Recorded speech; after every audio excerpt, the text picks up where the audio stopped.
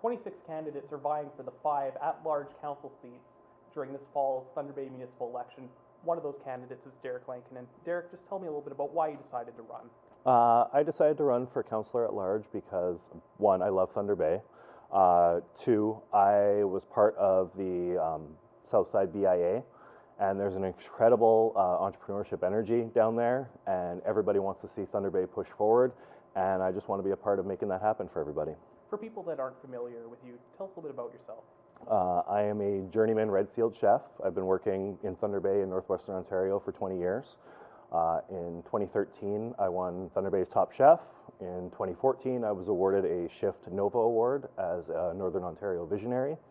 And in 2017, I was voted as a popular vote Thunder Bay's Best Chef. Just looking at the south side downtown core that you referenced, what are some ways you think that area could be revitalized? The south side core, basically, the number one thing that we need down there is more traffic, more people. It helps to drive away the undesirable elements. New business down there is thriving. I wholeheartedly believe that on the south side of Thunder Bay, that's where new business grows and new business starts. That's where people kind of make their name and then they sometimes outgrow it and have to move to other different areas. Shout Media is a perfect example of that. They were down there for 7-8 years. Then they moved up to the north side when they needed a bigger space.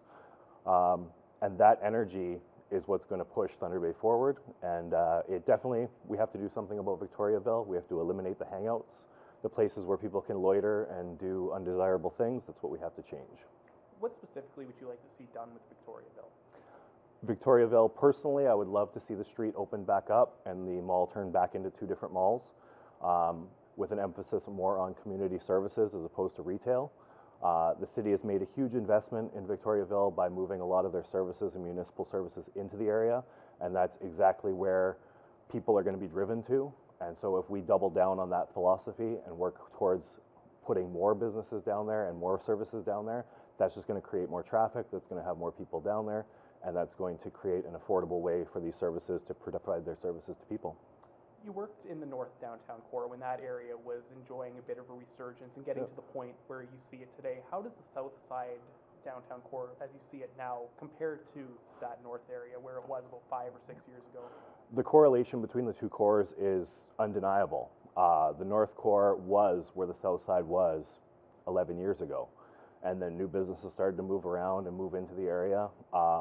The north side is definitely pushing towards the hospitality sort of sector. That's where restaurants and that's where different hospitality type functions around the casino seem to go.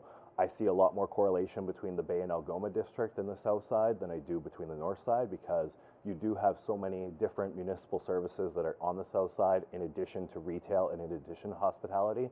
There's a lot more actual potential on the south side than there is on the north side, because there is so many other different types of industries that are working in the area. I guess looking beyond those downtown cores, what do you see as some of the key issues facing the city? Public safety is a huge issue in Thunder Bay. I don't think anybody is going to be able to deny that as a community we feel like things are worse now than they were 5, 6, 7, 8 years ago. And there's ways that we can combat it without putting more police on the streets and putting more boots on the ground. We can look at the infrastructure, look at the lighting, look at the Eye on the Street camera program, look into community policing. We've tried community policing a couple different ways and it hasn't really taken off. I feel like we need to look harder at it and try and create a more developed strategy to implementing it. What are some ways the next council can create a more friendly business environment and not only attract out-of-towners to Thunder Bay, but retain our current youth and young professionals? Thunder Bay needs jobs. There's no way around that. We need to create and foster a better, easier way to market Thunder Bay businesses and assist them in creating a competitive marketplace and allow them to be competitive on the provincial and national level as well. We want them to be able to do business all over Canada. Heartbeat Hot Sauce is a beautiful example of how hard work and dedication can make you competitive on not only a national but an international level. They're gaining notoriety all over North America, and they're doing it simply because they're good at what they do. But they're doing it without any assistance from anybody. They're doing it all on their own. if we can find ways to help them and assist them with marketing and let everybody know that Thunder Bay is open for business and we're willing to negotiate with businesses and help them to create, tell us what you need. That's all we have to do. Let the businesses tell you what they want and see if we can make it work. Negotiation and assistance is what we need to create more jobs and attract larger employers so that we can help people stay in Thunder Bay. A lot of people in Thunder Bay, they don't have the needs or have the wants to be able to go to post-secondary education, and that's okay. There's nothing wrong with that. A lot of tradespeople don't go to college, they don't go to university, they come out of high school, they start working with their hands, and they create great careers for themselves. I'm not anyone to say that that's wrong. Let's do it. Do you feel like past councils have been receptive and listened to what businesses and prospective entrepreneurs need? I feel like, on the whole, that past councils haven't really been assisting local business. I feel like we could do better in awarding contracts from the city to local businesses and assist them, because every dollar spent in Thunder Bay, most of that money is going to stay in Thunder Bay. And we need to make sure that the money and the jobs stay in Thunder Bay. One big ticket item that is being explored for Thunder Bay is an indoor soccer facility. What is your position on that project? The Chapel's soccer facility, the proposal that has been created, I haven't looked over their business plan. I haven't been given access to it.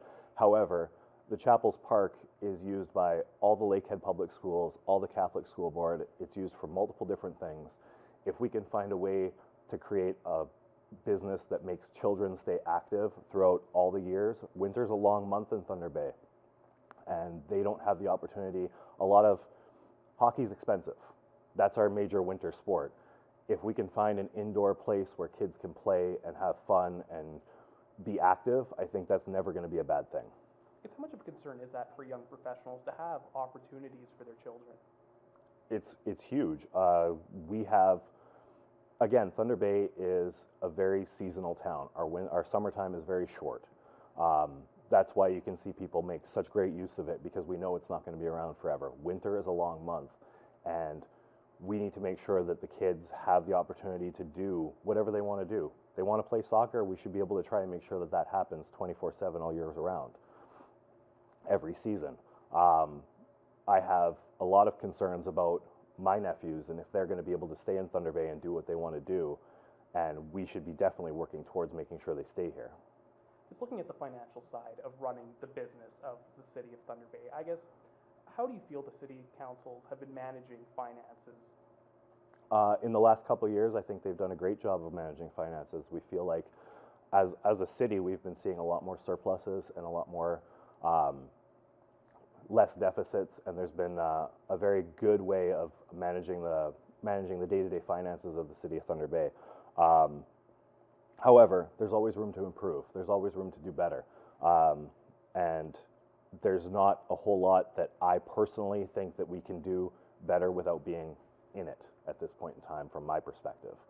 Is there any particular area, though, that you see as being underfunded that you would give a higher priority to? Infrastructure in Thunder Bay is a huge issue. We see that our roads are not the greatest. We're not doing bad. I feel like we're doing better than we have been in previous years, but we need better infrastructure in Thunder Bay. Everybody sees the issues with the roads cracking and the traffic problems.